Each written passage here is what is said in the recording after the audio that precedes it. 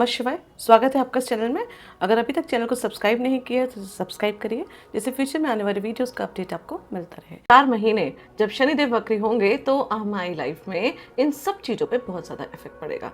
देखिए, जैसे बोला जाता है कि कोई भी प्लानट वक्री नहीं होता है। वैसे वक्री प्लानट पे मैंने पहले भी बहुत सारी वीडियोस बनाई हुई हैं, आप वहाँ से देख सकते हैं।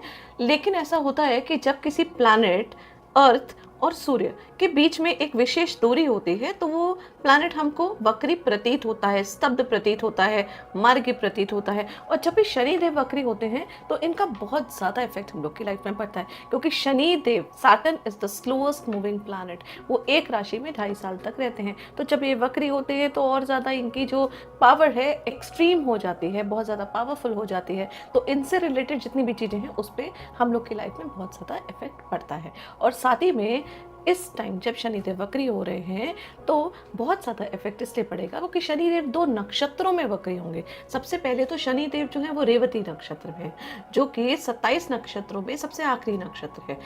आखिरी नक्षत्र जिसके डेटी पुष्य है, जिसके लॉर्ड बुध है, और इनका मतलब ही यही होता है कंप्लीशन ऑफ एनीथिंग। मीन्स जो भी काम आपके रुके हुए हैं, अटके हुए हैं, कोई मुकदमा अगर आपका चल रहा है जो अटका हुआ है, कोई काम है जो आपका पेंडिंग पड़ा हुआ है, उन सब चीज़ों को कंप्लीट करने का this will be the right time. यही करेक्ट टाइम है। और इस समय शनिदेव जो हैं आपकी पुरानी सारी फाइलें खोलेंगे। उनका कहने का यही मतलब है जितने भी पेंडिंग वर्क्स हैं उनको कंप्लीट करिए, आप उनको निपटाइए और निपटाने के बाद आगे बढ़िए। और उसके बाद फिर जब शनिदेव वक्री होंगे तो फिर वो अपने खुद के नक्षत्र में मतलब कि उत्तर भाद्रपदा नक्षत्र में आएंगे। उत्तर भाद्रपदा नक्षत्र जिसके खुद के स्वामी शनिदेव हैं, वो खुद ही न्याय देवता है, न्यायाधीश हैं। उसके बाद उनका जो डेट है वो है अहिर्बुधन। अहिर्बुधन का मतलब ही यही होता है कि गहराई में जाके चीज़ों को निकालना, उसको संभालना। इसका मतलब कि बहुत सारी ऐसी चीज़ें हैं जो कि हम लोगों ने अनदेखी करी हैं। हो सकता है वो हेल्थ से रिलेटेड हो सकता है वो किसी रिश्ते से रिलेटेड हो सकता है हमारी नौकरी से रिलेटेड हो, या बहुत सारी चीज़ें जो अनडन करके हमने रखी है। वो सारी फाइलें खुलेंगी, उन सब फाइलों पे हमें वर्क करना पड़ेगा और उस पर वर्क करके हमें आगे करना पड़ेगा, आगे बढ़ना पड़ेगा, मतलब कि मूव ऑन होना पड़ेगा। यही काम है शनि वक्री होने का। जब भी शनिदेव वक्री होते हैं तो उनका यही मतलब होता है कि जितने भी पेंडिंग कर्मास हैं, जो काम तुमने जल्दी जल्दी करके अधूरे छोड़े हुए हैं, उन सबको निपटाइए। अगर हम उन सब चीज़ों को नहीं निपटाएंगे तो फिर ये समझ लीजिए कि पिछले 2 साल से जिस भी प्रोजेक्ट में हम बहुत ज़्यादा मेहनत कर रहे हैं, हम वहीं के वहीं रह जाएंगे। ये टाइम बहुत ज़्यादा सावधानी बरतने का टाइम होगा। बहुत ज़्यादा कॉम्प्लिकेशन सब लोगों की लाइफ में आएंगी। अगेन डिपेंड करता है आपके कर्मास पे। अब कर्मास का मतलब ये नहीं है कि पिछले जन्म के कर्मास, कर्मास मतलब कि जो पहले पिछले टाइम में आपने जो भी कर्म करे हैं उन सब का फल आपको यहाँ पे प्रॉपर मिलेगा।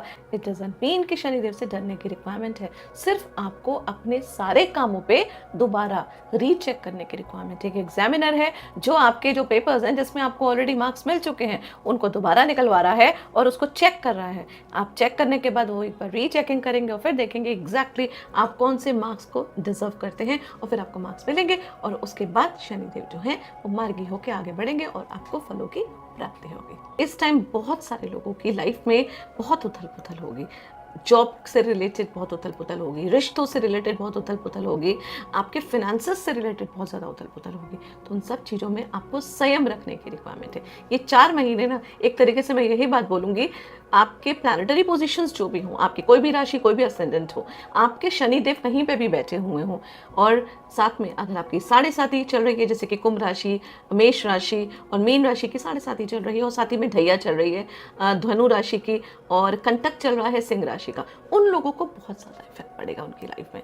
तो आपको बस कमर कसने की रिक्वायरमेंट है। इस समय कोई भी चीज़ को ईजिली ना लें, इस समय किसी भी चीज़ को इग्नोर ना करें।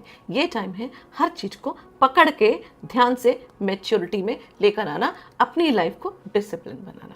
तो 27 जुलाई जबकि शनिदेव वक्री हो चुके हैं, यहाँ से 9 अक्टूबर तक शनिदेव जो है वो रेवती नक्षत्र में रहेंगे, और आफ्टर 9 अक्टूबर से 11 दिसंबर तक शनिदेव जो है वो उत्तर भाद्रपदा नक्षत्र में रहेंगे। ऑलमोस्ट 138 डेज का टाइम रहेगा जिसमें कि हम लोगों को सावधानी बरतने की रिक्वायरमेंट रहेगी। लेकिन एक चीज और है कि 31 अक्टूबर तक देवगुरु बृहस्पति जो हैं वो भी जो है उनकी दृष्टि शनिदेव पे पड़ेगी, तो उससे चीजें जो हैं वो बेहतर ही होंगी। लेकिन उसके बाद 31 अक्टूबर के बाद देवगुरु बृहस्पति सिंह राशि मतलब कि लियो में कन्वर्ट चले जाएंगे। तो जैसे ही वो राशि परिवर्तन करेंगे उनकी दृष्टि शनिदेव से हट जाएगी। तो वो टाइम जो है वो बहुत ज्यादा संभल के रहने की रिक्वायरमेंट है, बहुत ज्यादा प्रोटेक्शन अपने लिए और चीज़ों में बहुत ज़्यादा सावधानी बरतने की ज़रूरत है। तो इस चीज़ को ध्यान रखिए, नोट कर लीजिए कि 27 जुलाई से लेकर 31 अक्टूबर तक चीज़ें तो आपको सॉल्व करनी है, क्योंकि शनिदेव वक्री हुए हैं, लेकिन यहाँ पे देवगुरु बृहस्पति की शुभ दृष्टि पड़ी हुई है, तो चीज़ें आपके अनुकूल सॉल्व होंगी। मतलब कि यहाँ पे कुछ ज़्यादा नेगेटिविटी नहीं होगी, क्योंकि यहाँ पे शनिदेव ज़्यादा स्ट्रिक्टनेस नहीं दिखा पाएंगे। लेकिन जैसे ही शुभ दृष्टि देवगुरु बृहस्पति की हटेगी, फिर शनिदेव अपने पूरे रूप में आ जाएंगे।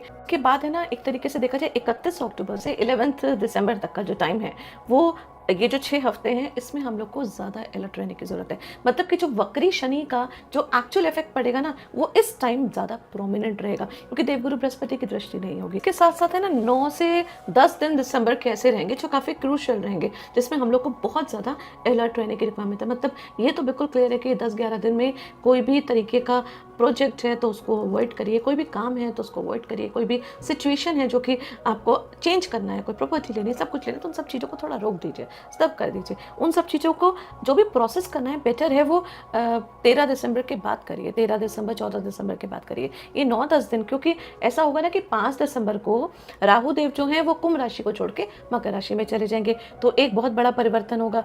उसके साथ बात 11 दिसंबर को शनिदेव मार्गी हो जाएंगे, रेट्रोग्रेड से हट के अपना नॉर्मल चाल जो है वो चलनी शुरू कर देंगे, और फिर वो मीन राशि में ही अपने नॉर्मल चाल जो है वो चलते रहेंगे। इनफैक्ट इसमें क्या होगा, इस सिचुएशन में 4 दिसंबर से लेके करीब 18-19 दिसंबर तक शनिदेव एकदम रुके हुए नजर आएंगे, स्तब्ध।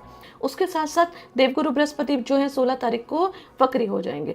2026 11 दिसंबर को शनिदेव मार्गी होंगे, और उसके बाद मार्गी होंगे जिस समय, उस समय उत्तर भाद्रपदा नक्षत्र में रहेंगे, तो वहां से वो अपना सीधा चलते चलते 8 फरवरी तक वो पहुंच जाएंगे, 2027 पे वो पहुंच जाएंगे रेवती नक्षत्र में, और उसके बाद फाइनली रेवती नक्षत्र को 2 जून 2027 पे पार करके एरीज राशि मतलब मेष राशि में चले जाएंगे, जिस वक्त कुंभ राशि वालों की 7.5 समाप्त हो जाएगी, धनु राशि वालों की और सिंह राशि वालों की ढैया समाप्त हो जाएगी। यहाँ पे ना जब शनिदेव वक्री होते हैं तो कई बार है ना, पुरानी यादें याद आ जाती हैं, पुरानी चीज़ें याद आ जाती हैं। तो ये भी हो सकता है कि लाइफ में बहुत सारी चीज़ें हैं, आपको किसी ने दुख दिया हो, कुछ एक्सपीरियंसेस हैं जो आप भुला चुके हैं शायद। अब सब कुछ छोड़ के आपने मूव ऑन करने की कोशिश करिए, लेकिन कहीं ना कहीं सबकॉन्शियस माइंड में, कहीं ना कहीं दिल में आपके अंदर एक छोटी सी वो चीज़ है, कहीं ना कहीं वो हट है कि उसने मेरे साथ ऐसा किया था। तो ये टाइम है उस याद को, उस चीज को निकाल के ना, जड़ से निकाल के फाइनली फेंक देना, उस दरवाजे को बंद कर देना। क्योंकि अगर आपने ये नहीं किया तो सिचुएशन डिप्रेशन तक में भी आ सकती है। इस टाइम बहुत सारे लोगों की लाइफ में डिप्रेशन जैसी चीजें जो हैं वो आ सकती हैं। डिपेंड करता है कि आप अगर उस चीज में डूब जाएंगे, अगर आप उस चीज को नहीं छोड़ पाएंगे। तो इसलिए यहाँ पे मेन जो मोटिव है, मेन जो आपका रहेगा पूरा 4 महीने तक का जो सफर है, इसमें आपको चीजों को लेट गो करना पड़ेगा, पुरानी चीज़ों के दरवाजे बंद करने पड़ेंगे। जिन जिन चीज़ों में ना आपने पिछले कई टाइम से, कई सालों से पर्टिकुलर किसी रिश्ते में, किसी चीज़ में घुटन महसूस करी है, उस चीज़ को आप झेल रहे हैं, तो 1.5-2 साल में आपने बहुत सारे ऐसे स्टेप ले लिए हैं जिससे कि आप उस चीज़ से दूरी बना सकें। लेकिन ये टाइम फिर से आएगा दोबारा कि आप जो है ना पीछे की तरफ जाएंगे। अब आपको क्या करना है, उस पीछे की तरफ जाके उन सब चीज़ों को वाइंड अप करना है। अगर आपने नहीं किया तो फिर से मैं यही बात बोल रही हूँ कि फिर क्या होगा, आप शनिदेव जब मार्गी होंगे और उस समय तक आप दोबारा उन सब चीज़ों में डूब गए जिस चीज़ को आप छोड़ चुके होंगे, तो पिछले 2 साल 1.5 साल में जो आपने मेहनत करी है वो सब चीज़ें जो है वो बिल्कुल पानी में कन्वर्ट हो जाएंगे, और फिर आपको लगेगा कि आपने लाइफ में कुछ नहीं किया। इसलिए अपनी सारी चीज़ों को बहुत ध्यान से देख के, मेन है आपको सब चीज़ों को वाइंड अप करना, सब चीज़ों को क्लोज करना और मूव ऑन करना। बस यही टाइम है आपको अपनी परीक्षा देने का। हर चीज़ से आप आगे तभी निकल पाएंगे जब आप डिसिप्लिन में और शनि देव की चाल को समझ पाएंगे कि वो ये चेक कर रहे हैं कि आपके अंदर कितनी पेशेंस है, आप कितनी पेशेंस से चीज़ों को सॉर्ट आउट करके आगे निकल रहे हैं। तो 2 तरीके के लोग होंगे, जो प्रैक्टिकल होंगे, चीज़ों को समझेंगे, अपनी पुरानी चीज़ों पे दोबारा नहीं लौटना चाहेंगे, तो वो मूव ऑन कर लेंगे। और कुछ लोग हैं जो कि फिर पुरानी चीज़ों में, फिर उसी मोह माया में, फिर उसी ट्रॉमा में, फिर उसी प्रॉब्लम्स में दोबारा जाके उसको दोबारा टेस्ट करके उसमें फंस जाएंगे, और वो फिर डिप्रेशन में भी जा सकते हैं। आपके एक्शंस पॉजिटिव हो या नेगेटिव हो, इफेक्ट तो हम सब की लाइफ में पड़ेगा ही। बस डिपेंड करता है आप अपनी लाइफ में कितने ज़्यादा अलर्ट हैं। इस वीडियो को बनाने का मेन मोटिव ही यही है कि आप लोग, सब लोग इस चीज़ को समझ लें कि ये टाइम जो है थोड़ा सा क्रूशियल है, थोड़ा सा डिसिप्लिन में रहने वाला है। तो चीज़ें जो हैं वो आपको अपनी तरफ खींचेंगी, वो चीज़ें जिनको आप छोड़ चुके हैं। आपको क्या करना है, वहाँ जाना है, उस चीज़ को जड़ से निकालना है, उसको सॉल्व करना है। जो अनडन चीज़ें हैं उनको खत्म करके, वाइंड अप करके आगे मूव ऑन होना है। यही शनि वक्री का मेन मोटिव है। और इसी चीज को, अगर इसी मंत्र को सब लोग अपनी लाइफ में साथ लेंगे तो यही वक्री शनि का जो टाइम है वो आपके लिए इजीली निकल जाएगा। के पास कर्मास वापस आ रहे हैं, डजंट मीन कि शनिदेव से आपको घबराने की रिक्वायरमेंट है। इसका मतलब है कि शायद आपने कोई गलती कर ली है पिछले टाइम में, उसको सॉल्व करिए, बस दैट्स इट। इससे ज़्यादा कुछ भी नहीं है, क्योंकि शनिदेव जो है ना वो न्याय के देवता है। वो कोई भी दंड देने से पहले आपको मौका देखते हैं, कि आपको एक ऑप्शन देते हैं, आपको चॉइस करने का कि आप कौन सी चीज़ को चूज़ कर रहे हैं, सही चीज़ को या गलत चीज़ को। तो डिपेंड करता है आपके अपने कर्मास पे और आपकी खुद की चॉइस पे। इसलिए अलर्ट रहिए, सावधान रहिए और डिसिप्लिन में रहिए। तो बस यही शनिदेव जो वक्री हो रहे हैं, यही आपको काफ़ी ज़्यादा फायदा देंगे, स्पेशली एट दैट टाइम जब शनिदेव मार्गी हो जाएंगे। तो चीज़ों लाइफ में आपकी प्रॉस्पेरिटी भी आएगी, पैसा भी आएगा, रिश्ते भी आपके सुधर जाएंगे। और साथ ही में सबसे ज़्यादा पॉजिटिव चीज़ ये है कि देवगुरु बृहस्पति की 31 अक्टूबर तक जो है शनिदेव की दृष्टि है, जो कि ग्रेसफुल दृष्टि है, जिससे कि आपको बहुत ज़्यादा फायदा मिलेगा अपनी चीज़ों को सॉल्व करने में। बहुत ज़्यादा मदद मिलेगी देवगुरु बृहस्पति की दृष्टि से, जो कि आपके लिए शनिदेव की जो एक्टिविटीज़ है वो आपके लिए ज़्यादा हार्श नहीं होंगी। तो चलिए बात करते हैं धनु राशि और धनु असेंडेंट के लिए ये शनि का रेट्रोग्रेशन 11 दिसंबर तक का है, उसमें आपकी लाइफ में क्या इफेक्ट पड़ेगा।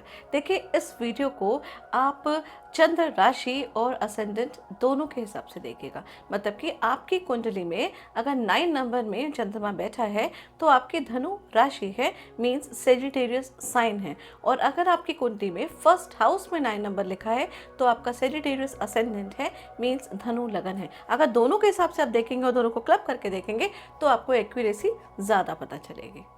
मतलब कि हो सकता है कि आपकी राशि, मतलब आपका चंद्रमा 9 नंबर पे है, लेकिन आपकी कुंडली में जो लग्नेश है, जो लगन है, वो 11 नंबर पे है। तो आपको चंद्र राशि मतलब कि धनु राशि के हिसाब से भी देखना है, और लगन क्योंकि 11 नंबर है, एक्वेरियस है, तो आपको कुंभ लगन के हिसाब से भी देखना है। तो ऐसे ही लगन को और राशि को दोनों को क्लब करके देखिए। उससे हमेशा शनि का, राहु का और जुपिटर का जो गोचर होता है, जो ट्रांजिट होता है, उसकी एक्यूरेसी ज़्यादा पता चलती है। अगर पिछले कुछ टाइम से आप अपने घर में रेनोवेशन कराना चाहते हैं, घर से रिलेटेड किसी चीज़ में आप स्टक हैं, मतलब प्रॉपर्टी खरीदना चाहते हैं, घर को सेल करना चाहते हैं, नया घर खरीदना चाहते हैं, घर के अंदर कुछ रेनोवेशन वगैरह कराना चाहते हैं, या कोई स्ट्रेस चल रहा है आपके अंदर, तो ये सब चीज़ें दोबारा यहाँ पे वापस आएंगी। मतलब कि चीज़ों की इंटेंसिटी और ज़्यादा हाई होगी। मतलब कि कोई पैटर्नल प्रॉपर्टी है जिस पे काफ़ी लंबे टाइम से आप वर्क कर रहे हैं, लेकिन वो चीज़ें सॉल्व नहीं हो रही है, तो यहाँ पे थोड़ा सा प्रोग्रेस उसमें स्टार्ट होगा। घर रेनोवेट कराना चाहते हैं लेकिन आप करवा नहीं पा रहे हैं, कुछ ना कुछ अड़चनें आई जा रही हैं, तो यहाँ पे चीज़ें जो हैं वो थोड़ा सा प्रोसेस होनी शुरू हो जाएगी। थोड़ा सा उन पर, क्योंकि वो चीज़ें दोबारा रिपीट होंगी, वो सारे पेंडिंग वर्क है जो आपको करने हैं, क्योंकि आपकी ढैया चल रही है, जिससे कि आपका 4th हाउस बहुत अच्छी तरीके से एक्टिवेटेड है। और यहाँ पे शनिदेव रेट्रो होने का मतलब ही यही है कि जितने भी पेंडिंग वर्क हैं जो आपके काफ़ी टाइम से अपने घर से रिलेटेड सोच रहे हैं, अब ये राइट टाइम है उन सब चीज़ों को सॉल्व करने का। लेकिन साथ ही में एक चीज़ का बहुत ज़्यादा ध्यान रखने की ज़रूरत है, बहुत ज़्यादा अलर्ट होने की ज़रूरत है आप लोग को, कि प्रॉपर्टी से रिलेटेड कोई भी चीज़ होगी तो उसका डॉक्यूमेंटेशन का आपको बहुत ज़्यादा ध्यान रखना है। हो सकता है कि आपके अपने खुद के जो घर हैं उनके पेपर्स जो हैं उनको एक बार रीचेक करिए, देखिए उसमें कहीं कोई मिस्टेक्स वगैरह तो नहीं है, अगर है तो उसको सॉल्व करिए। अगर गाड़ी लेने जा रहे हैं तो भी आप डॉक्यूमेंट्स को अच्छी तरीके से परखिए, अच्छी तरीके से देखिए। अगर किसी के संग पार्टनरशिप कर रहे हैं तो भी आप डॉक्यूमेंटेशंस को बहुत अच्छी तरीके से देखिए।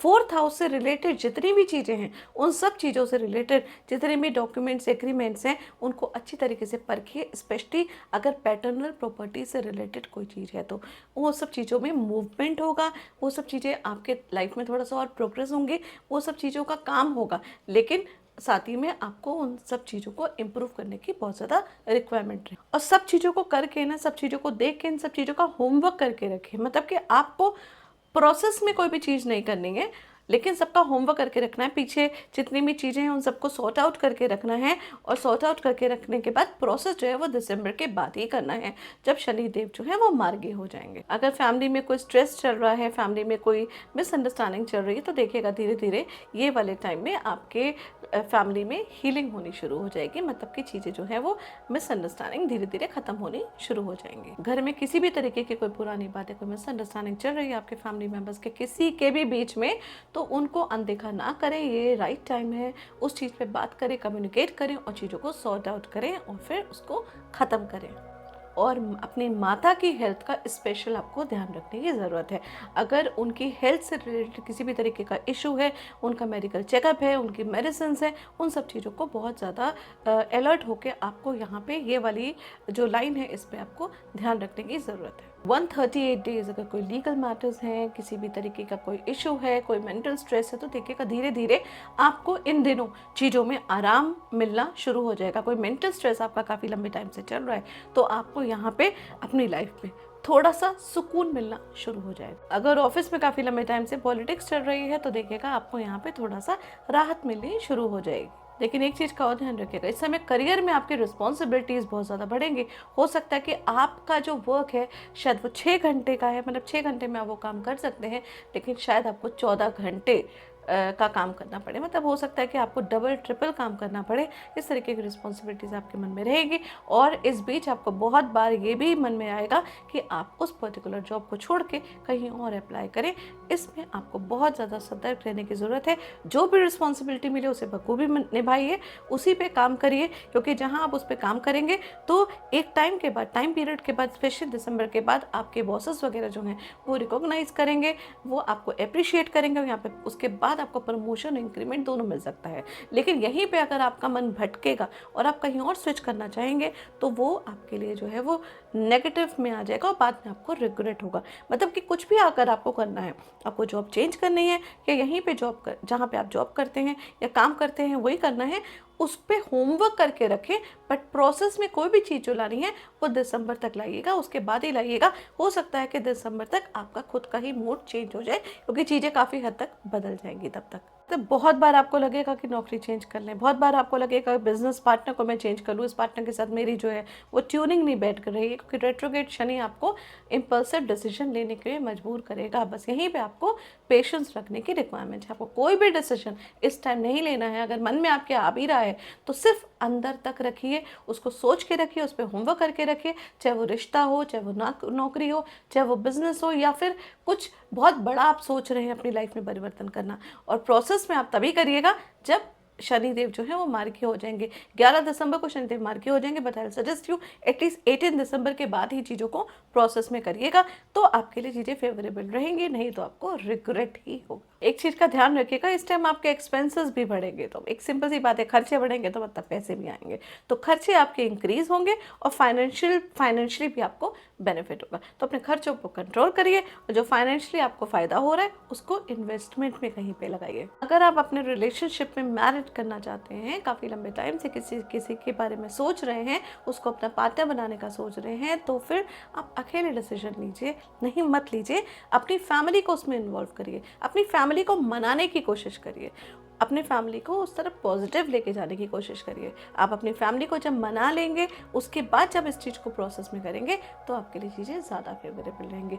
मतलब कि कोई भी डिसीजन फैमिली के अगेंस्ट आपको यहाँ पे नहीं करना है। हाँ, हो सकता है कि ये जो टाइम चल रहा है 138 डेज, इसमें नवंबर के टाइम थोड़ा सा आपके पार्टनर के साथ आपकी मिसअंडरस्टैंडिंग हो, उसमें आपको बहुत ज़्यादा पेशेंस रखने की ज़रूरत रहेगी। वहाँ पे पेशेंस रखिए, फैमिली को मना के रखिए, इस टाइम सारा होमवर्क करके रखिए, और जो भी प्रोसेस आपको करना है शादी का उसको दिसंबर के टाइम पे ही करिए। हेल्थ से रिलेटेड आपको चेस्ट का इशू है, अगर आपको ब्लड प्रेशर का इशू है, एसिडिटी की प्रॉब्लम है और मेंटल स्ट्रेस आपको होता है, स्ट्रेस का तो टाइम इस समय होगा भी, क्योंकि ढैया चल रही है और शनिदेव आपके चतुर्थ भाव में भी है, तो उन सब चीज़ों पे बहुत ज़्यादा अलर्ट रहिएगा और बहुत ज़्यादा आपको ध्यान रखने की ज़रूरत है, अपनी भी और अपनी माता की भी। आप देखिएगा 9 अक्टूबर के बाद रिलेशनशिप में आपको अपने इम्प्रूवमेंट नज़र आएगा। तो जो भी प्रोसेस है वो 9 अक्टूबर से पहले थोड़ा सा पेशेंस रखिएगा, 9 अक्टूबर के बाद उस पर वर्क करना शुरू करिएगा और उसको प्रॉपर प्रोसेस में लाइएगा दिसंबर के बाद।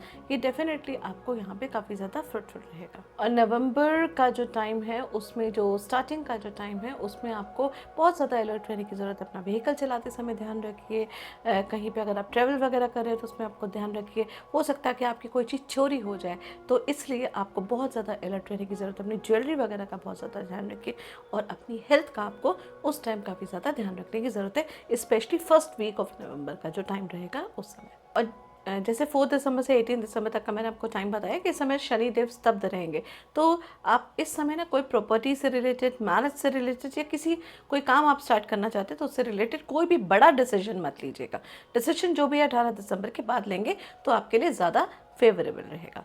बाकी डिपेंड करता है आपकी खुद की प्लानिटरी पोजीशंस में भी, तो उसके लिए अगर आप पर्सनल कंसल्टेंसी लेना चाहते हैं तो नीचे दिए गए नंबर से आप मुझसे संपर्क कर सकते हैं। और रेमेडीज़ के लिए हनुमान चालीसा रेगुलर करिए और शनिदेव के मंदिर जाइए। शनिदेव के मंदिर हर शनिवार को जाइए और वहाँ पे बैठ के हनुमान चालीसा करिए और जो ज़रूरतमंद लोग हैं उनको भोजन कराइए। जितनी आपकी कैपेसिटी है, जितना आप कर सकते हैं, जितने आप सक्षम हैं उसका करिए। और अपनी सैलरी का 1%, 2%, 5% जितनी ही आपकी कैपेबिलिटी है उतना अमाउंट निकाल के साइड में रखिए। जब वो आपका इकट्ठा हो जाए तो उसको किसी को दान करने में, किसी को डोनेट करने में, मंदिर में डोनेशन करने में या कुछ खाने पीने में, किसी भी चीज़ में आप उसको डोनेट करिए। लेकिन अपनी सैलरी का जितनी भी आपकी इनकम है उसका एक छोटा सा पार्ट वो आपको हमेशा जो है वो निकाल के रखना ही है। तो आपके लिए काफ़ी ज़्यादा फ्रूटफुल रहेगा। फाइनेंशियली आपको कभी भी कोई दिक्कत नहीं आएगी। धन्यवाद।